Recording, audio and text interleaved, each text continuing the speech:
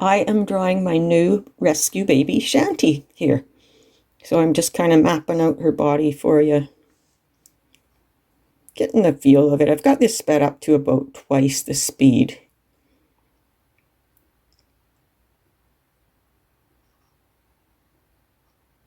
Just mapping that kitty body, getting that full fluffy plumey tail in there.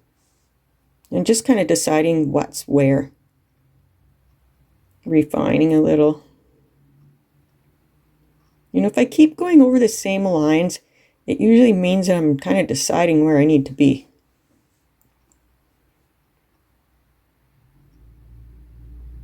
It's how I find my way. And everyone does it different. It's up to you to find your way. And I hope you'll find some of my ideas helpful.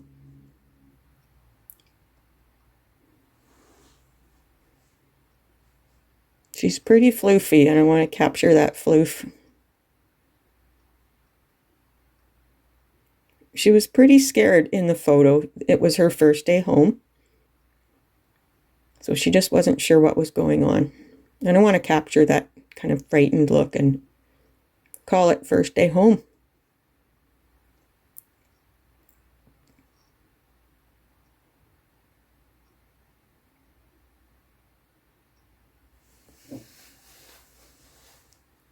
Just really not paying attention to details here, just shapes. Getting the general feel of the cat.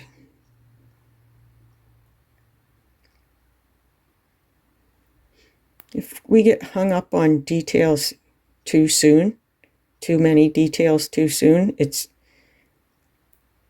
that's when I find it ends up looking stiff and lifeless. It looks painful to me when I get hung up on that. Just getting that snout in there and deciding, you know, if the head is in the right angle that it needs to be. I think it is.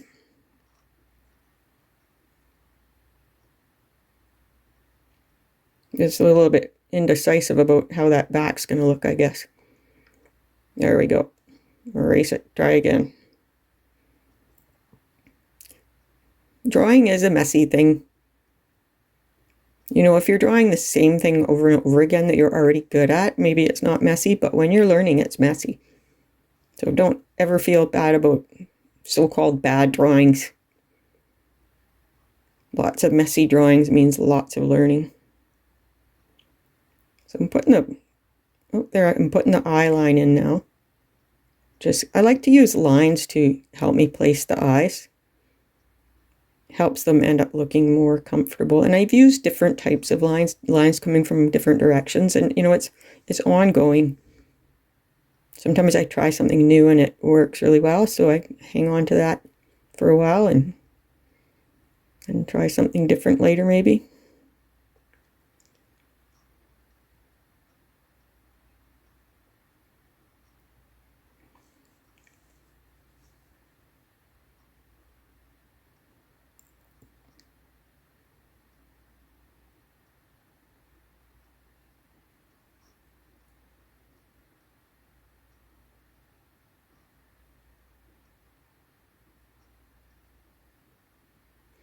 As always, I recommend that you watch my videos with the voice or subtitles, and then just watch it without any sound, because both ways are beneficial.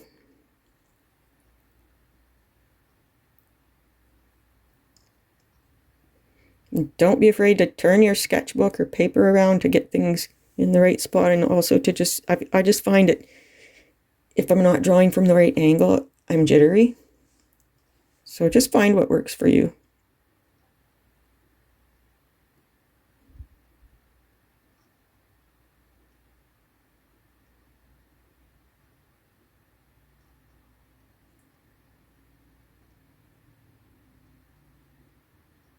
Just finding my way for where the nose needs to be. Where her cute little nose needs to be. I think what I did here is I discovered that my angles weren't working together very well. the nose in relation, the muzzle, I guess, in relation to the eyes. So I got rid of it and I started again. And I learn with each mistake.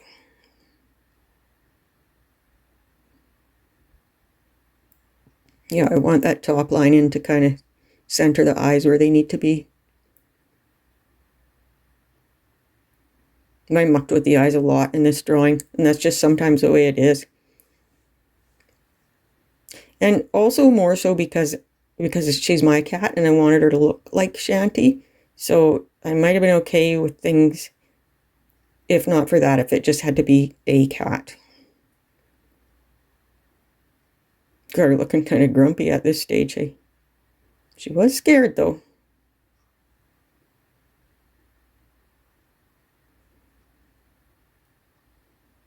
There's always some messy stages. But in the end, it's all worthwhile. I think the problem is it maybe have her chin a little bit too big. And her chin stands out because it's brown and her muzzle is white. And at this stage, sometimes it looks a little weird too because I'm trying to make myself guiding lines for when I add color and stuff. So things might stand out a little more than they will in the end at this stage. Measuring, fixing ears.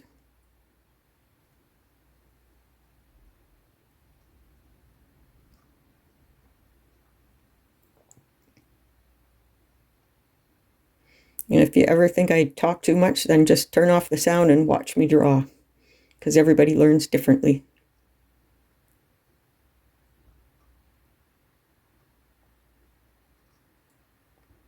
I'm fixing the chin.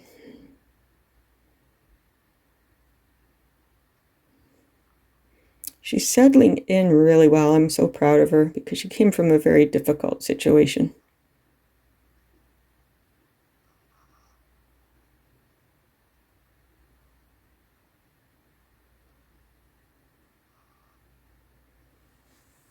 This was a week and a half ago when she came home, and she's looking a lot more relaxed now most of the time.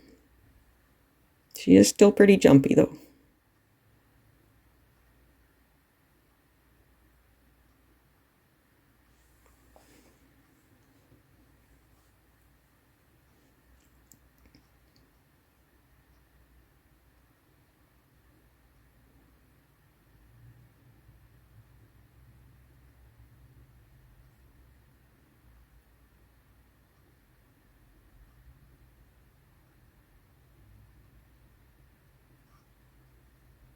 At this stage, I just kind of want to get an idea of whether my kitty looks comfortable or not. If there's anything awkward, then I want to fix it. And I'm putting in a simplified version of her markings. I always go for simplified. Again, less is more.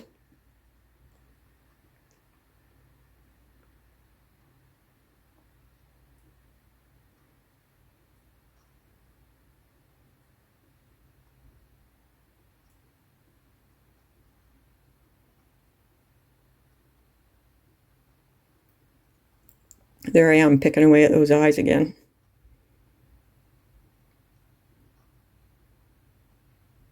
Also, her eyes stand out too much for her at this stage too, because as you can see in the photo, her eyes kind of blend in with the brown.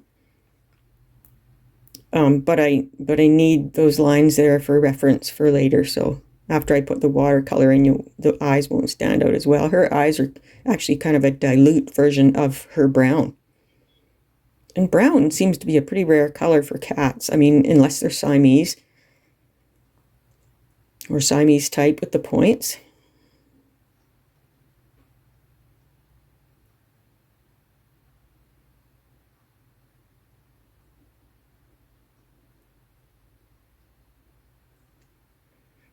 Just bring those eyes to life by putting some pupils in there.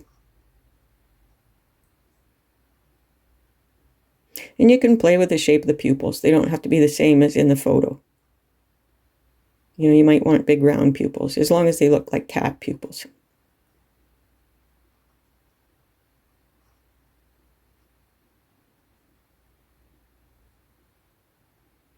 No, I think she's looking good.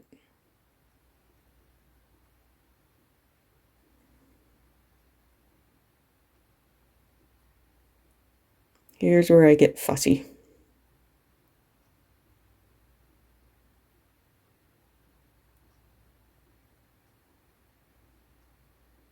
And I wanted to fix that tail because I didn't think I had the true, real big floofiness of it. And I wanted to show that big, huge, floofy tail.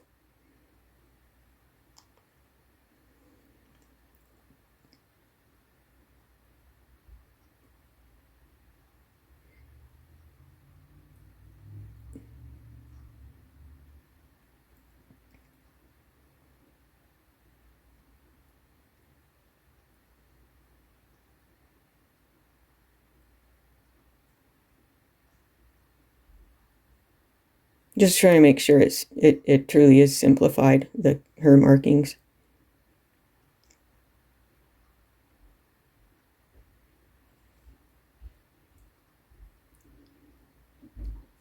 Just fixing the direction of the lines.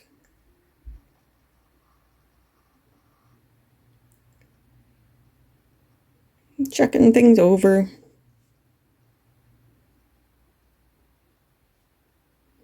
Getting fussy. And I catch myself all the time getting too hung up on detail. It's a continual reminder.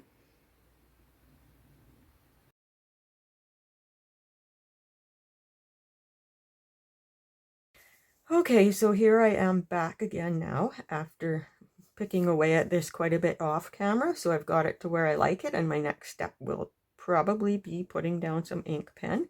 And then I plan to do some watercolor on it too. And I do plan to do another tutorial on this one. So I hope you stick with us and watch some of the other videos too. Thank you so much for watching, and I will see you next time.